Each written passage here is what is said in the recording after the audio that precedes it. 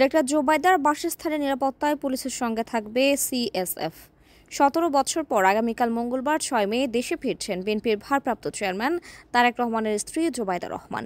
এতদিন পর শাশুড়ি বিএনপির চেয়ারপারসন খালেদা জিয়ার সঙ্গে দেশে ফিরবেন তিনি। দেশে ফিরে জোবাইদা রাজধানী ধানমন্ডিতে তার বাবার বাসা মাহবুব ভবনে উঠবেন বলে জানা গেছে। ইতিমধ্যে বাসার পরিষ্কার পরিচ্ছন্নতার পাশাপাশি সিসিটিভি ক্যামেরা স্থাপন থেকে শুরু করে সার্বিক নিরাপত্তা ব্যবস্থা নেওয়া হয়েছে। জানা গেছে, বিএনপির পক্ষ থেকে ইতিমধ্যে পুলিশি নিরাপত্তার জন্য আবেদন করা হয়েছে। সেক্ষেত্রে পুলিশের পাশাপাশি জোবাইদা রহমানের বাসার নিরাপত্তার জন্য বিএনপি চেয়ারপারসনের নিরাপত্তায় কাজ করা সিএসএফ সদস্যরাও কাজ করবেন।